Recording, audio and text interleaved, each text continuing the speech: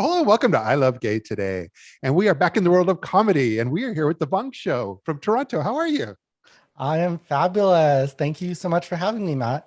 I'm so glad to have you here. It's funny because I was telling you earlier, it's like I've been following you on mostly Twitter. I discovered you there when you started posting some of your show, and I didn't want you to think I was a stalker, so I had to not over like your stuff, but I loved it. Oh, thank you so much. Thank you so much. Yeah, I think I only really started Twitter last year. Like I had it before, but I started posting, uh, I think daily jokes. That was probably what you saw. I just Yeah. had so much backlog. I've been doing comedy for like 15 years. I was like, I might as well post this somewhere. Well, even before launching into all the fun stuff you do, it's just Yeah. that's one of the things that I would say also sets you apart is that you are an openly gay comedian Mhm. out there who really has learned how to leverage all of it, not just Twitter, but Instagram and Facebook, and you've really like made those work for you. Yeah, I've been fortunate that, I guess that there's an appetite for that type of content.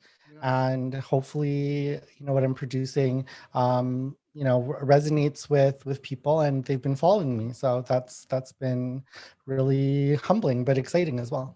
Yeah, and you've got tons of content because before the pandemic, you were out there on stage quite a lot. Hmm. Yeah, I had two monthly shows, Yeah. performed quite a bit around the city, and each year we usually have like two really big like theater venue shows Yeah. that we do as larger productions. So, it was definitely a big change to not be performing live during the pandemic. As obviously the pandemic has affected all of our lives, but it was definitely quite a quite a change for sure. But I think what sets you apart also is that, you're openly gay, you're Asian, and you put that out there. You're not afraid to tackle those issues, especially nowadays when it comes to racism in the Asian community with COVID. Yeah, I think it's really important because so I started comedy in Alberta, and for those, it's is your audience worldwide. So I'll explain. So Alberta's sort of like the Texas of Canada. It's like where all our oil is. So it's like cowboy hats, and it's our least diverse demographically province. So when I started in Alberta, I was the only gay comedian and only Asian comedian for the first 10 years of my career. Wow. So it's kind of funny because so as you know, my tagline on stage is official spokesperson for gay super cute Asians. And the reason why that I came up with that is because in Alberta, I'll do shows where they've literally never met an Asian before. And they've never met or at least met a gay person who they knew were openly out. Yeah. So I like out of the first sentence, I had to win them over. So I would say official spokesperson for gay. They would literally gasp, like audibly gasp. Then I'd say super cute Asian. And then it was just sort of like, you know what, I'm different from you, but I'm also funny too. So let's have this chat. So that's actually where the tagline comes from. It was to introduce me very quickly and tell them, you know what, it's not a big deal. I'd say like in Toronto, because Toronto likes to think of itself as like the most diverse city in the world. So I don't have to be so like, honestly, if I said that in Toronto, they'd be like, yeah, so what? They'd be like, obviously. So it's definitely different. So I'm very open about my Asianness and gayness, but Yeah. even more so when I was in Calgary. Let's Yeah. put it that way. But during the pandemic, you obviously couldn't perform in clubs, so you've been busy, but working on something that you're going to be launching here next month. Oh, absolutely. So, for Asian Heritage Month this year, I'm launching a web series called Fresh Rice, which is a series of stand-up comedy videos of new Asian comedians taking like their first journey into their comedy careers, and we mentored them for about 6 months before the show because it's like if people see the footage, it's like literally like a Netflix level 10 camera production. And some of these comedians have been doing comedy for like 3 months, 6 months. So we really worked with them for 6 months, getting their material ready, and then providing them that platform. And the reason why it was important was because, even more so this year, it's important to elevate, new Asian voices, young Asian voices, to get their stories out there, because like our stories matter. And when I was growing up, like Asians were so underrepresented on TV that like the only yellow family was The Simpsons. Yeah. So it's like, let's really put this out there. And yeah, they performed wonderfully, and I'm so excited. We just dropped the trailer, and I'm so excited to finally get this out in the world, because I've been working on this behind the scenes, didn't tell anybody.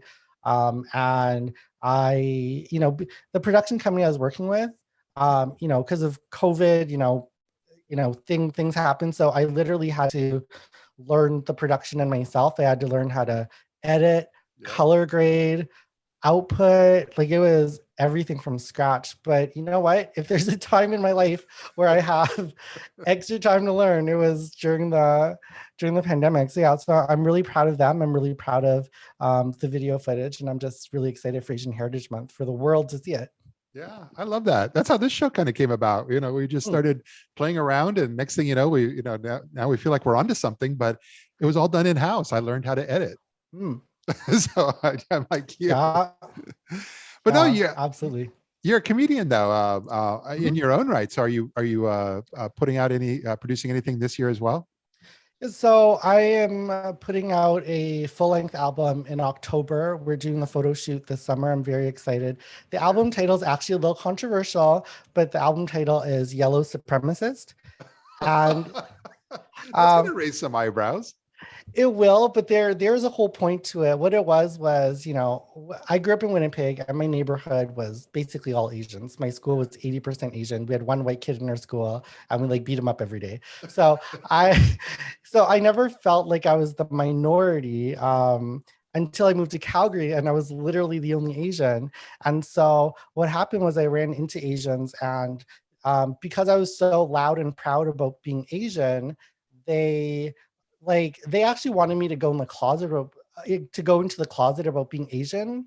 Like, they actually interventioned me, like Wow. literally locked me in a room, like not for doing drugs, not for alcohol or anything. It was because I was being too Asian. Wow. And like, they were saying things to me that people say to gay people, like, oh, we know you're Asian, but you have to be so Asian all the time. Do you have to like throw it in our face? And so it was crazy. And so during that intervention, they called me a yellow supremacist, because I was like a human rights activist. They're Yeah. like, you're a yellow supremacist. So I was like, well, I'm going to take that as the title, because Wow. it's a declaration of Yeah. defiance. Yeah. And so yeah, so I feel like it does need that context. I'm not trying to tie it in with like other supremacists. It's a very specific thing that ties to a story from the comedy set. But yeah, Yeah. for Yeah. sure, people who haven't heard the story will probably have their eyebrows raised by that title. No, that's a very personal story in that sense that you're bringing to the forefront, and that's the first tone it down intervention I've ever heard of. Oh my goodness. I even if they were interventioning me for being gay, I was like, people have done that. But I was like, I've never in my wildest dreams. It was literally these 20 gay Asians. Actually, I knew them from gay badminton. That's why there's so many gay Asians. Um, and they invited me over for a potluck, and they locked me in the house, and there were 20 of them. And one by one, they took their turn telling me how I could be a better person. Yeah. Yeah. And I was like 20 years old. I was like, this is bonkers. This is Yeah. bonkers. So yeah, So the I'm using that as my title. so the Vong Show is like your sweet revenge. It is. Yeah, that intervention story is Yeah. like Yeah. at the heart of the album for Yeah. sure. Yeah. I love defiance. My husband tells me I've got a ton of that. So although I don't see it. No, I think this is amazing, and most importantly, I'm looking forward to checking out the productions that you've got coming out with Fresh Rice next month. And in addition, I'm just looking forward. I travel a lot normally, and I've been to Mm. Toronto many times, so I'm looking forward to being able to connect in the real world when I'm up there next time. Yeah, definitely. If you're ever in Toronto, let me know. I would say like my second home is New York. I go down to New York a lot. It's like a 70-minute flight from Toronto. Yeah. So my home base is Toronto, but I'm trying to slowly expand. Obviously, not with the not with the COVID situation, but hopefully once it lifts, those are sort of my two areas where I can be found. I love that. Well, it'll be great to connect and see you. And in the meantime, I'm just really glad you were able to take a few moments and share a bit of your story with our audience here. Oh, thank you so much for having me on. I really appreciate it. Absolutely. You take care now. Thank you. You too.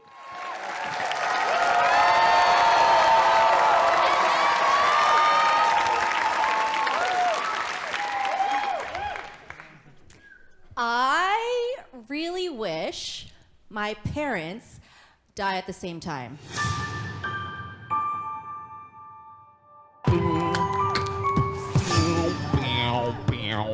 Go, go, go, go, go, go, be go, go, go, go. 12-year-old me stands up and says, "Actually, sir, it's pronounced Gina." Kobe! I sound like how I imagine turtles feel. In the next position, turn right.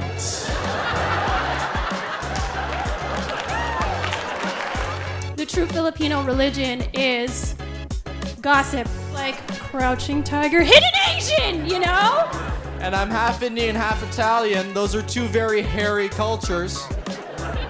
And when you combine that DNA, it doesn't add, it multiplies. You know that saying that everybody says, like, behind a great man is an even greater woman? Well, I would say that every time to her, right before she picked me. Men assume that I'm a gold digger, which is ridiculous. Silver's fine.